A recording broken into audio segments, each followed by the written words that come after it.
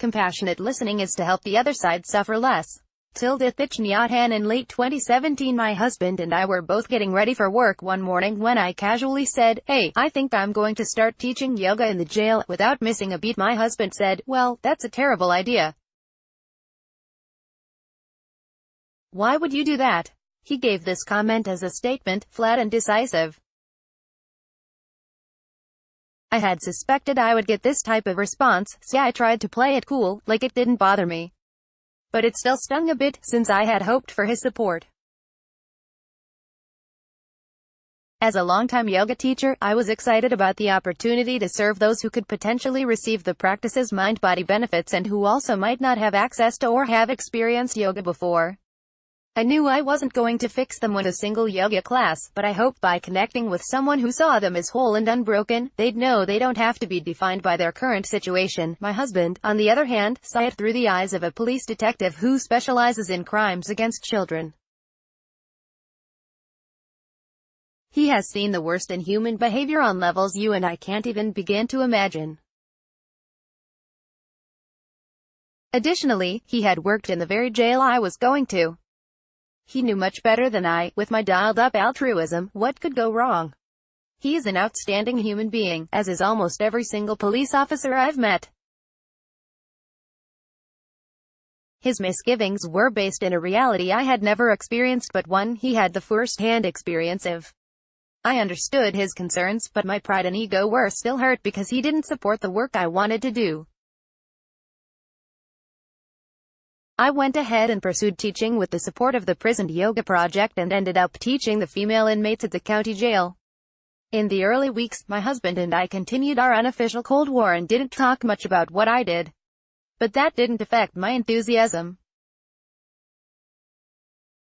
I love my work at the jail. My students are as diverse as an exclusive studio's clientele.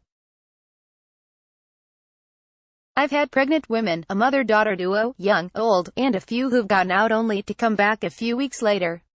I never ask what they're in for, but their tattoos tell more about their lives than I could read in their record, the deep grief for all they've lost engraved in black and smeared faded colors on their skin. The most common tattoos are in memory of people who've died. I wonder if there is something temporarily soothing to literally feel the pain of grief being etched into their skin and buried under the surface. I'd only have to look at the tattoo on my own wrist in memory of my son to know the answer. In the months that followed that initial conversation, my husband and both began to soften our stance. I found him to be a good resource for some questions I had about legal procedures or other things that came up, and he was curious about the women and their yoga experience. Then, one day a few months back, he came home and shared that a long, emotionally difficult case he'd been working on had wrapped up. The woman was sentenced to 1 year in the jail where I was working. He admitted he felt a moment anger that she would be able to take yoga classes after what she'd done. But then, he took a breath, sighed, and said that he would rather see her have the chance to come out better than to hurt any other children. We both softened. Within a week I too had a moment of questioning my decision to work with inmates. In an altercation with a man who was strung out on drugs and unhinged with violence, one of my husband's coworkers was injured so badly he needed to be hospitalized. The perpetrator was arrested and taken to the jail where I teach. It was my turn to be angry and imagine that this man, or someone like him, could have hurt or killed my husband. Did I really want to support someone who could threaten one of the most valuable things in my life? I felt so deeply conflicted. Then I wondered if my husband felt betrayed by me because I was teaching at the jail. Did he feel I was either with him or against him? And did I expect him to be with me in my altruism or else he was against me? Either, or and both. In mindsets, life is too often defined as either this or that. And, it seems, when we choose our side we must also choose all the things that are aligned with that side. For example, if I'm a woo-woo yoga teacher then I must be against the police. Our culture increasingly demands that we stake our claim, unwaveringly. When we fall into the trap of an either-or mindset, we shut ourselves off from opportunities, connections, and relationships that could alleviate suffering for people on both sides of the issue. Either-or thinking is divisive at best. It places us firmly in our own silos, cloistering us in an imaginary us versus them utopia, whereas both-and thinking creates community and connection. It allows us to begin to build webs of supports that extend beyond our own ability to impact change.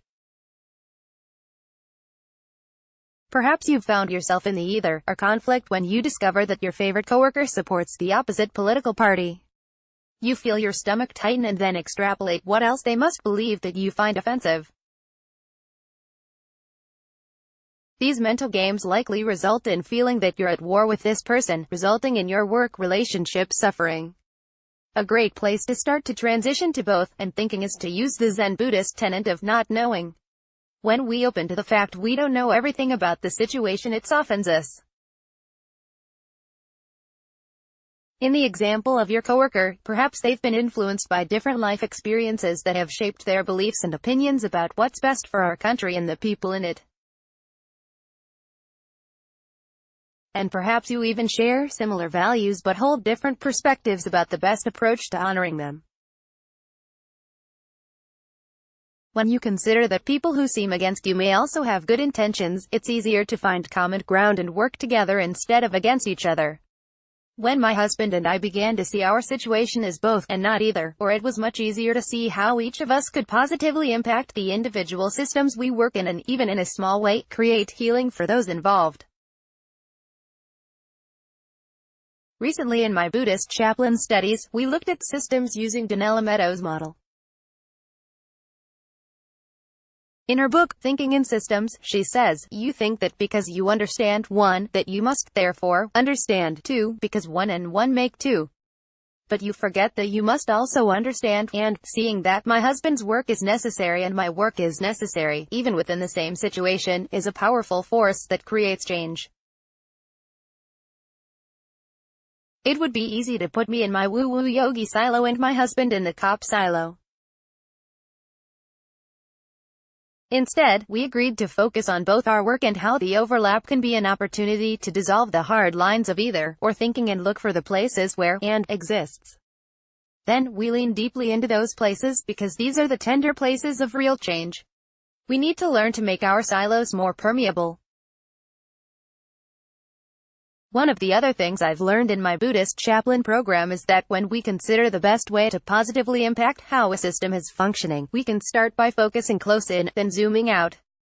If I am standing in the middle of a river, I can feel the power of the flowing water, but when I stand on a mountaintop and look down at the same river, it can look calm and peaceful. Both of those perceptions of the river are correct, but I've changed my vantage point. When we feel ourselves being asked to take an either-or position, we can take a moment to zoom out and in to find balance in our perspective taking. We need to do both, get wet and get distance. Another negative outcome of the either-or mindset is that it forces us to find blame. When I assume the either-or mindset in a situation, then by default the person who is opposing me must be incorrect and therefore is also to blame when things go wrong. When we are looking for someone to blame, it takes us out of accountability for our own actions and it removes us from being empathetic to another person. Without empathy, it is very hard to come from a place of compassion. And without compassion, we dehumanize the other person. The result of dehumanization is believing that the other person is less than us and therefore deserving of whatever bad things come their way. In the case of my husband and the woman he sent to jail, rather than dehumanize her with an either-or mindset, he saw her as both human and deserving of something good, while she took responsibility for her action.